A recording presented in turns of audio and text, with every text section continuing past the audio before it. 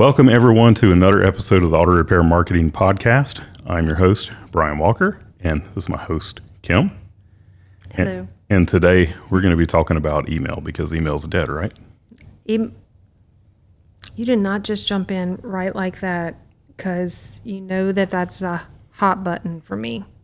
Email marketing is not dead. No, That is what we're going to be talking about today. But let me thank our sponsor first. Thank you to our friends at RepairPal.com for providing this episode. RepairPal's certified network of shops are trusted by millions of customers each month. Learn more at RepairPal.com/shops. Okay. Here's the deal. The deal. There are professionals, truly, like they are professionals in this industry, automotive and others, who say, oh no, you've got texting, you've got ads, you've got this, you don't need to be doing email. Yes, you do. Well, I mean, about 10 years ago, the Wall Street Journal published an article that said that email was dead. Well, they're stupid. It just so happened to be the most highly emailed article of the day. Right? And I mean, that's how it works. Email is not dead. I don't know that email will ever be dead. Well, here's the thing. You go sign up for XYZ, whatever it is. And what do they care about more than your freaking name?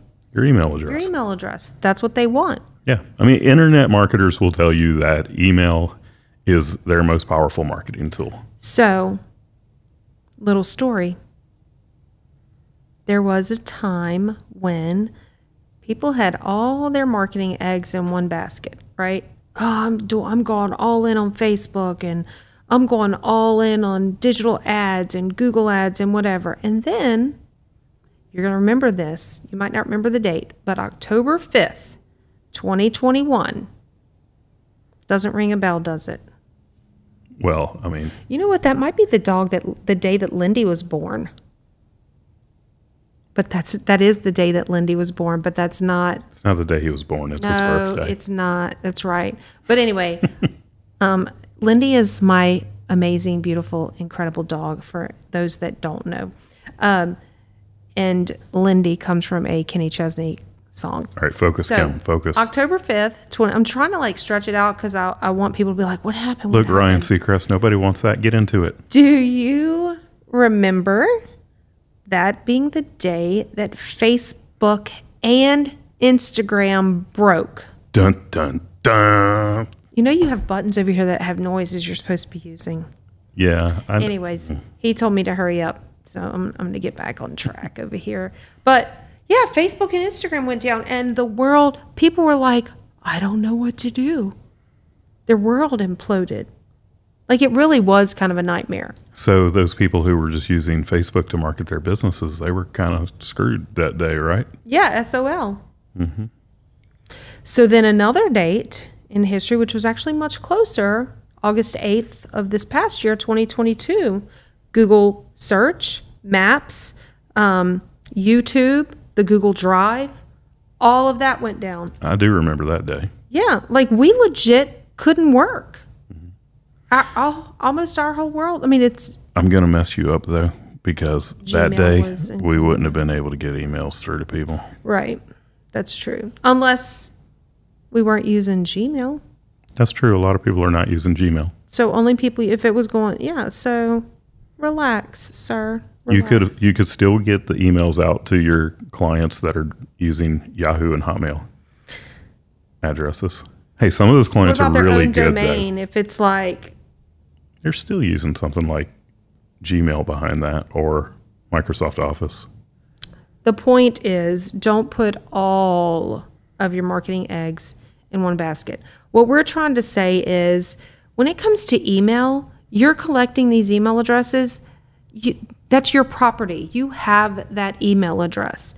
But when it's Facebook, Instagram, Google ads, all this other kind of stuff, you don't. And you need that. For those people that had the chance to do email when Facebook and Instagram went down, well, life was probably fine for them. Mm-hmm. Yeah, I mean, we should all start putting more focus on marketing using the digital properties that we own And we're going to do another podcast episode about that where we dig into that topic. But like Kim said, email is something that you own. When you start advertising through Facebook, you don't own that. When you start, it's already been shown, and I'm not going to get political here, but it has already been shown that if you have a voice that somebody does not want, that they will remove you. Mm-hmm. They will censor you. They will shadow ban you. They will do all kinds of things.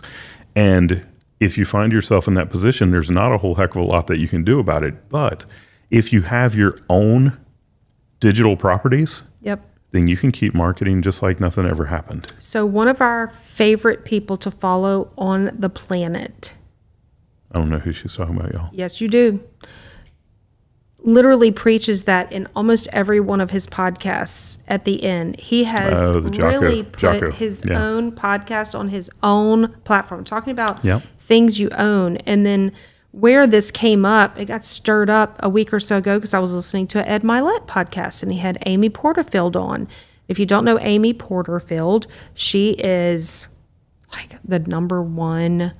Oh my God, she's just amazing when it comes to building funnels. And you would say she's not number one, but I love Amy Porterfield when it comes to social media and all of that kind of stuff. And so he was interviewing her, and Amy Porterfield went on a whole tangent, probably a good 4 or 5 minutes, talking just about the importance of building your email list. So even if you have no plans right now to use email as part of your marketing, still start collecting the email addresses, because there will come a day when you say, maybe I need to do some email marketing.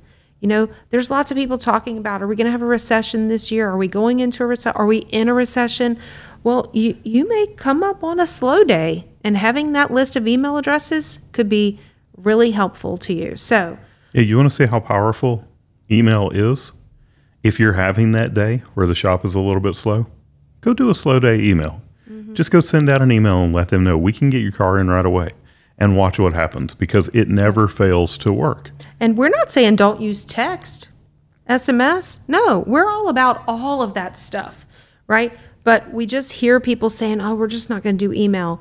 Well, that's probably not the best decision. So when we talk about email, we're also not just talking about the email that you would do through, automated through your CRM, because there's a lot of people reminders. that, they have their CRM and they're sending out appointment reminders, or sending out the unsold work reminders. Their CRMs, although they're usually fairly inaccurate, they will send out emails or postcards or text messages letting people know that there's a service due on their vehicle. That's not exactly what we're talking about. Yes, that is. I mean, it is email marketing, and you should be doing those things. But if you think about it, that stuff is going out every 6 months, and you need to be in front of people more often than that.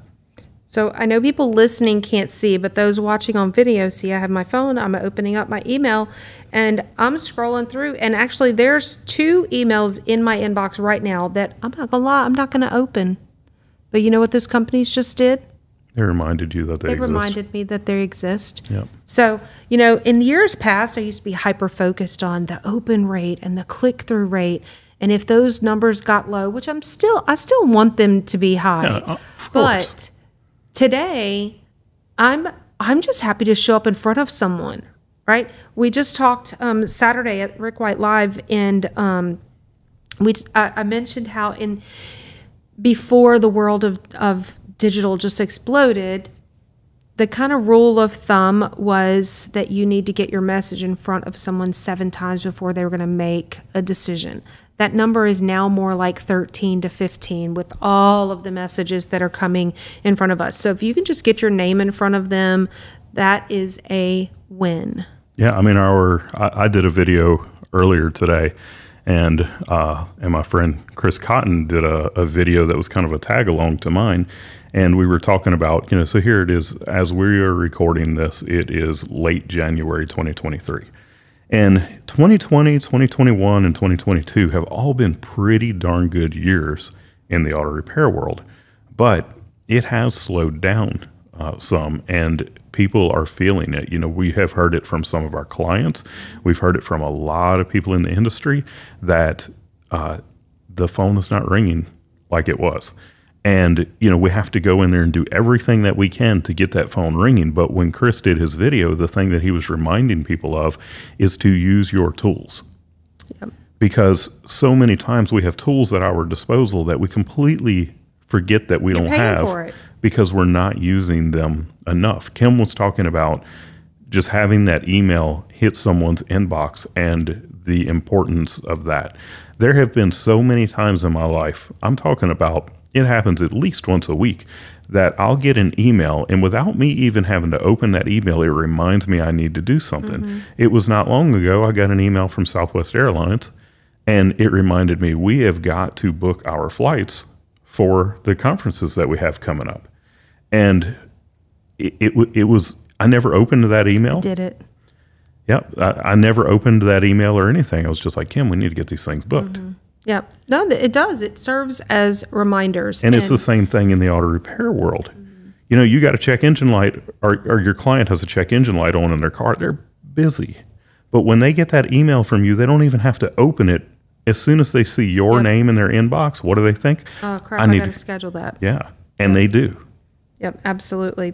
And that happens to me all the time with our vet. They send out like, oh, it's dental cleaning month or it's, whatever month. Every month it's a different thing. And I'm like, oh, yeah, I got to go in there and get this or whatever. So, have a slow day plan, and email should absolutely be a part of that. So even if you're not currently collecting those email addresses, now's the time to start doing that. You definitely want to do that. And you don't have to bombard people. You can just stay in touch with them once a month is really fine. That way, when you do have the unexpected slow day, it's not a big deal if you send them an email. Yeah, I think once a month is perfect timing. Some people that don't like to send emails are like, well, I'm just going to send once a quarter. Yep. No, send once a month. You will not. People will rarely unsubscribe from you if you're sending them an email once a month. The ones that I unsubscribe from, they're sending me 2-3 times a week, and it just gets old.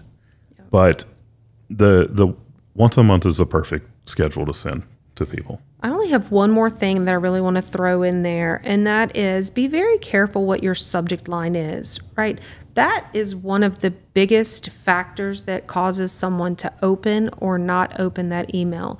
Obviously, the time of day that it shows up in their inbox, but for sure the subject line. So you don't, that's a whole nother conversation to have. But if you have questions, reach out to us. We can give you tips on that. But pay attention to what causes you, which subject line causes you to open that email right then and there.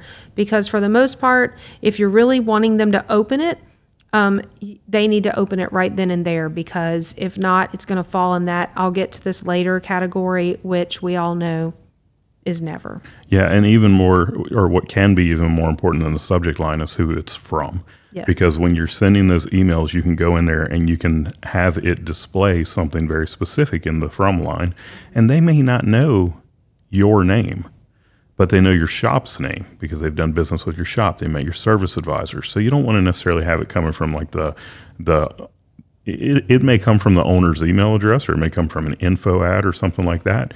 But the actual name that displays should be your shop name. It's funny that you say that. I just signed up for a devotional with Proverbs 31 Ministries, and they're in the Facebook group. They're like, oh, you didn't get the email? You didn't get the email? It was coming from P31, and every time I got it, it didn't make sense, and I just got rid of it. So then I went and looked, and I have 5 emails from P31. Yeah, so make sure that from name is going to make sense to people. Hey, y'all, if you have a question, a tip, a topic, if there's something we have not covered on the podcast, we want to hear from you. Send us an email at podcast@shopmarketingpros.com. Brian and I both get that email, and the last time someone sent something recently, we recorded a podcast on that topic very quickly. So email us, join our Facebook group, the Auto Repair Marketing Mastermind. It is really popping in there. I'm super excited about it. There's a lot of great conversation specifically relevant to you, the auto repair shop owner, when it comes to marketing. And then, of course, you can also find us on our website at shopmarketingpros.com. And hey, subscribe to the podcast. That helps us out. And leave us a review. Yep. And yeah, we'll leave it at that. So we are one podcast that is part of a larger network called the Aftermarket Radio Network. There's some other great podcasts on there to listen to. You can find them at aftermarketradionetwork.com. We look forward to you tuning in next week. And until then, go fill those bays.